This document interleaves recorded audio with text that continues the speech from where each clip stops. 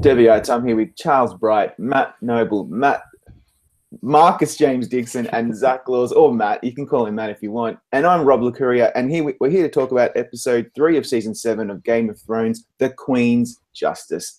I thought it was a fantastic episode. I loved every single moment of it. And we're here to talk about the highs and the lows. Let's just get straight into it, guys. I'm going to Zach first, just for a change. And I want to know what you loved about The Queen's Justice. Well, the first thing I thought... Wait, no spoilers. I haven't seen it yet. No spoilers. What are you doing here? Man, that Cersei is one cold-hearted bitch. I got to tell you.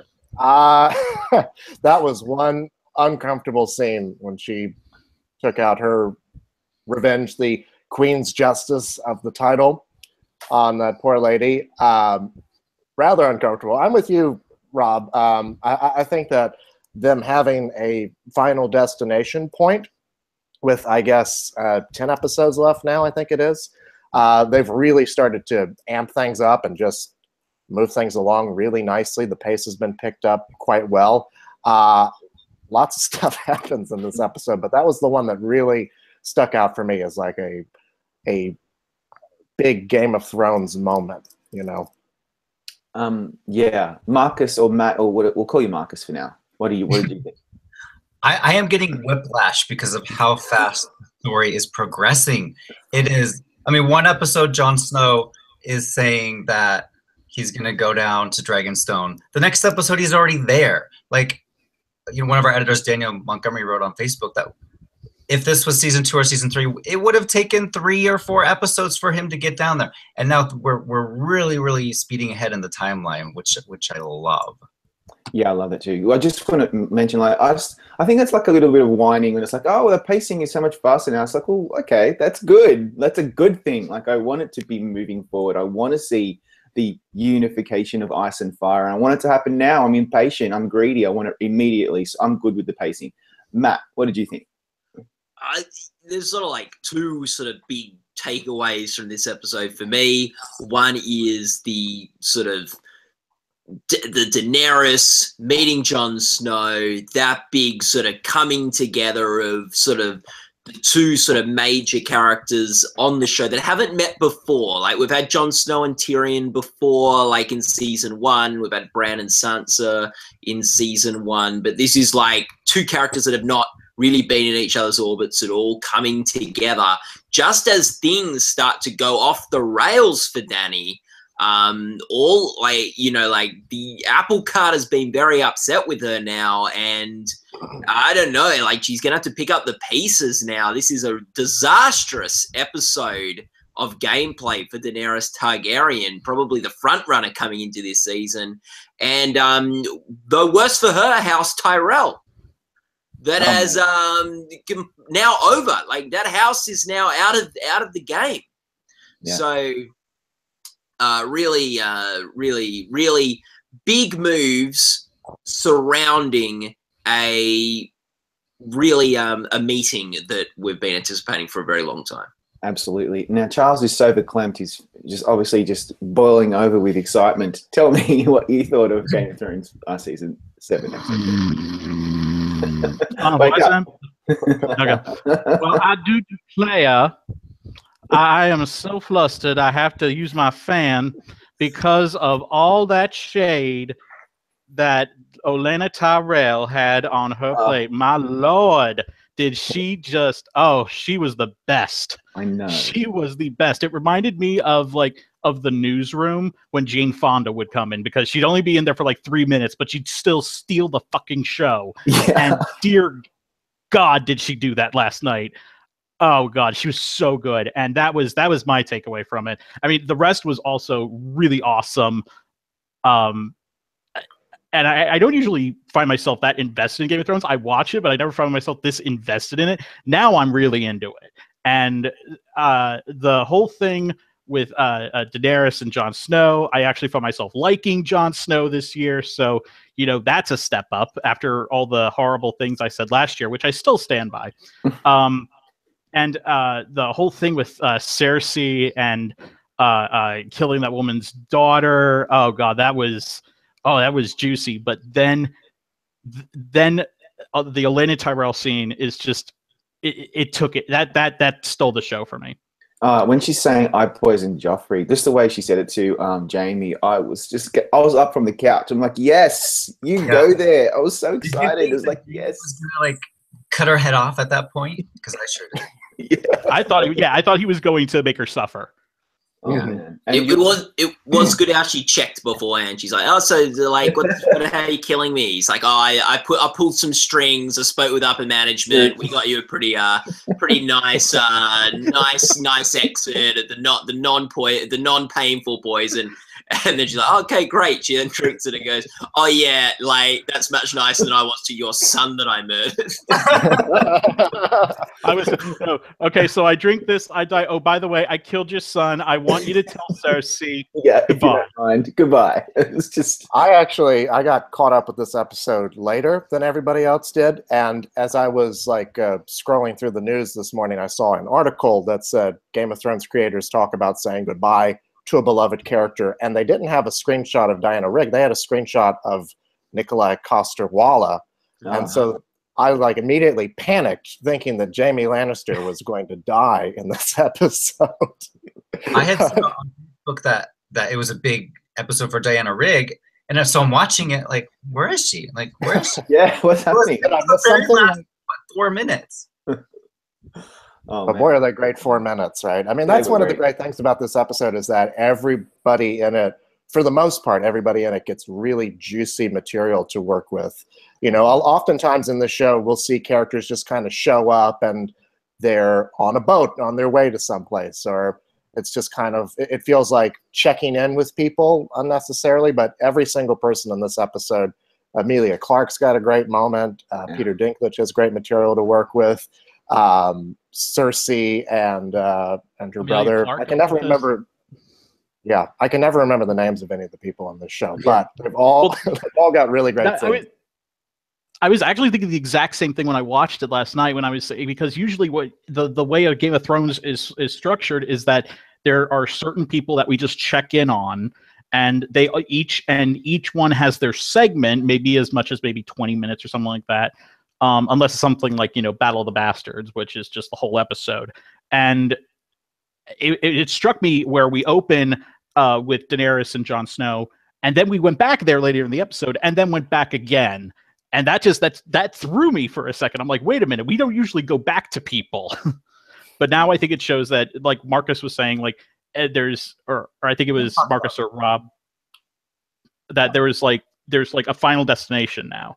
And all these storylines are now condensing. They're meeting up now, and it's like everything now is the payoff. Yeah, payoff. So much beautiful payoff to feast on and suckle on. It was wonderful. I loved every second.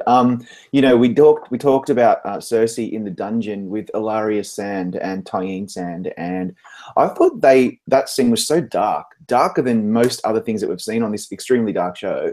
And I was very impressed with the performances. I thought, especially Indira Varma was so good as Ilaria Sand. She really, I really bought it. She sold that terror in her eyes, having to watch her daughter slowly die and rot in front of her. Like, oh my God, Cersei, what is wrong with you? I couldn't watch that. I was like, what is she going to do? What is she going to do to the daughter? It was really, really hard to watch. That was a good scene. People in our forums were saying Lena Headey gave the performance of the episode. Her and Diana Rigg were both like the MVP. Really? Is that what they're saying? That's interesting, because I would have thought totally that this could be an episode for Emilia Clarke. I was so impressed with her. I don't think she's ever had an episode like this where she's doing a lot of talking, and it was all kind of on her face, and she sold it as well. I thought she was very regal and really powerful, and kind of annoying, slightly bitchy with Jon, and I really dig all of that. Probably too much. Well, again, that's one of the great things about this episode is that it, could theoretically be a great Emmy episode for just about anybody in it. I mean, watching it, I thought, oh, well, this will be a great Emilia Clarke submission. And I thought, well, this would be a great Lena Headey submission. And then, I mean, obviously, this has got to be Diana Rigg's submission. She probably won't have better. No, disgusting. Yeah. And she can go guest now, right? If she doesn't come back as like a ghost or a corpse or anything, she can go guest. Right. Yeah, she 2 of 7, so that's perfect. Woohoo! That's good. What did you guys think of the switcheroo with Bran being the one that arrives at Winterfell instead of Arya? I loved it because I'm like, when somebody calls her over like, Sansa, there's someone at the gate. I'm like, ooh, here's Arya, and then it's like Bran. I'm like, oh, that's cool too. Yeah.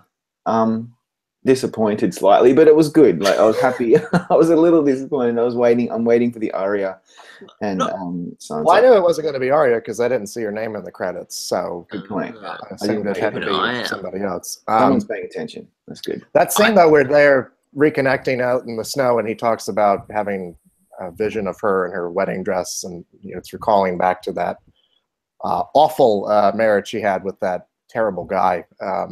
Whose name I can't remember, but the guy. Right. Yeah, it was really kind of chilling. So it didn't have a whole bunch of energy, Bran. No, you're right. It was very, very and then bringing up like the wedding where she got raped and things, like not a whole lot of fun, like from Bran. Did you guys get the feeling that was he was talking about something in the future that hasn't happened? It could have been, yeah. I was said it was confused. A beautiful night with the snow and her beautiful dress, and like her wedding wasn't beautiful. Like her brother would not think that was a beautiful wedding. Yeah. What's he talking about? That's a good point. I just assumed it was Me too. Her wedding he was talking about. But yeah, I was sort of going, when she married Tyrion, it wasn't snowing. Like, what is this guy on about? It was like, she goes, oh, you can be this guy now, and he goes, oh no, I'm the free-eyed raven. So, what are you talking about? And he said, I'm sorry. He goes, oh, it's very hard to explain. And then, like, sort of a few minutes later, she then goes, what? I thought you said you were the free-eyed raven. He goes, yeah, I told you it was hard to explain. I thought he's done an awful job at explaining this. Like, he's not really it's not really. There's synopsises online that like cover this quite succinctly. Give us some more exposition. I gotta say, I mean, if he is looking into the future, I hope poor Sophie Turner. She's had awful luck with men in this entire series.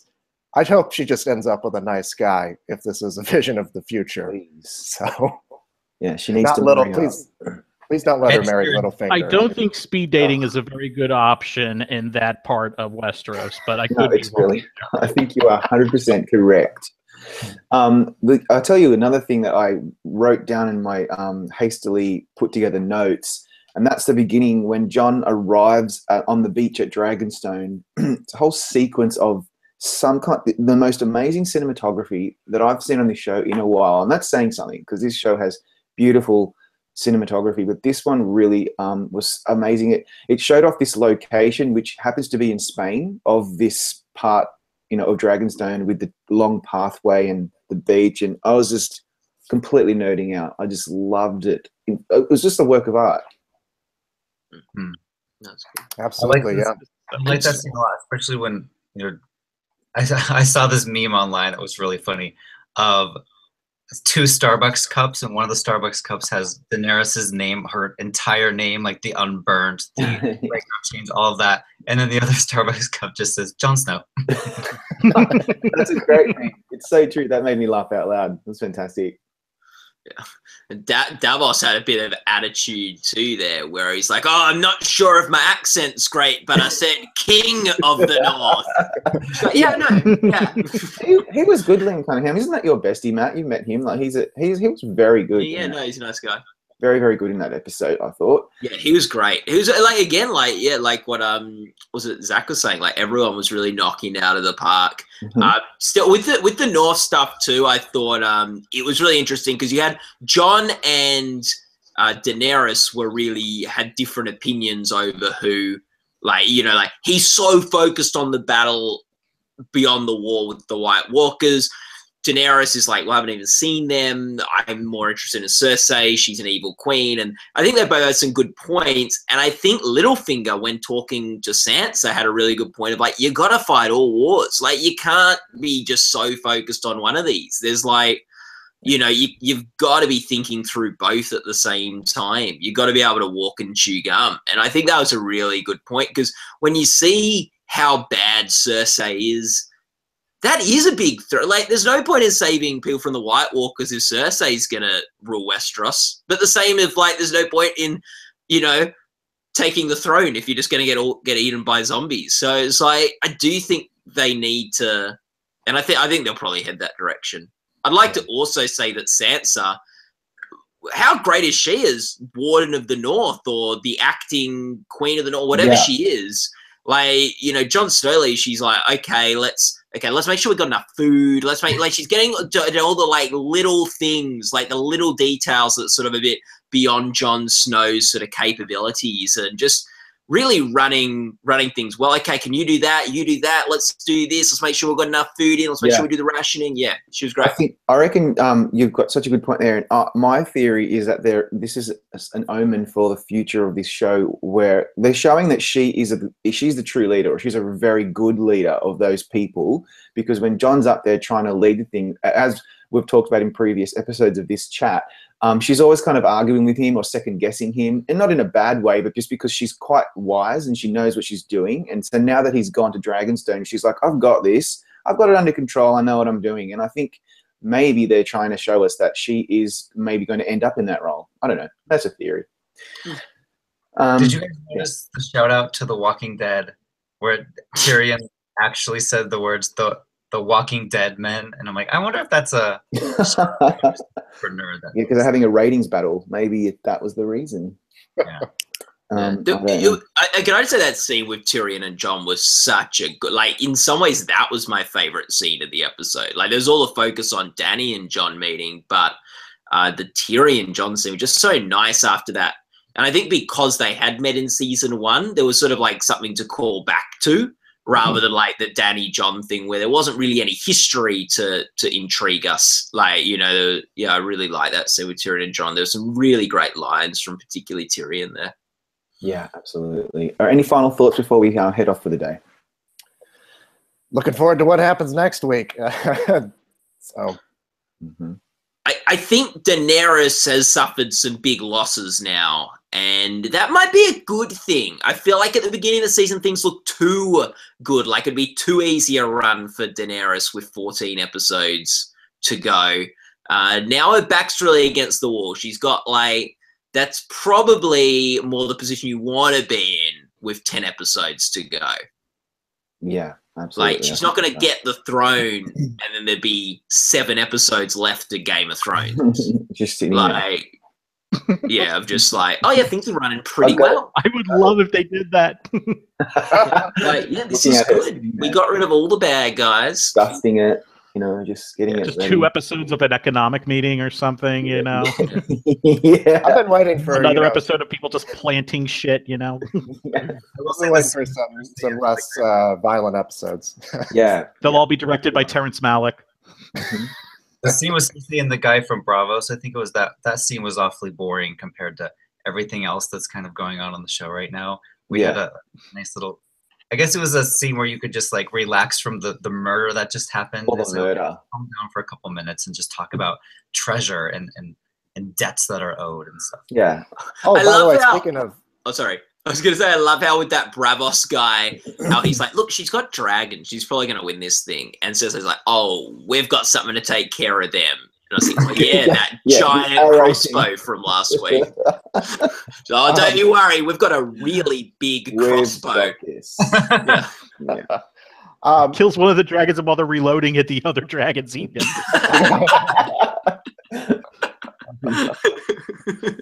Kills one, they're like, yeah, and then it just stomps on.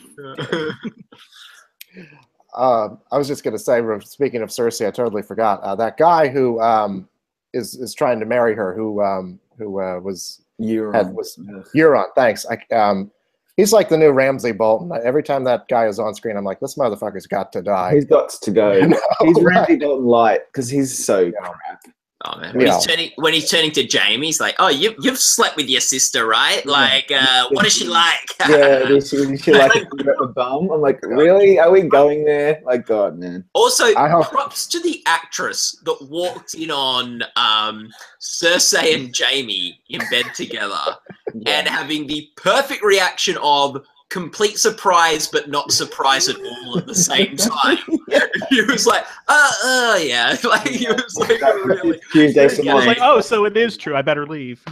Yeah. Okay, here we go. Euron Greyjoy, he's the mooch of Game of Thrones. He's the mooch. He's very good at front stabbing. He does a lot of front stabbing, Euron Greyjoy. So that's a very good analogy. All right, I think I'm going to end it there, guys. Thank you so much for that. And we'll be back next week to talk more Game of Thrones.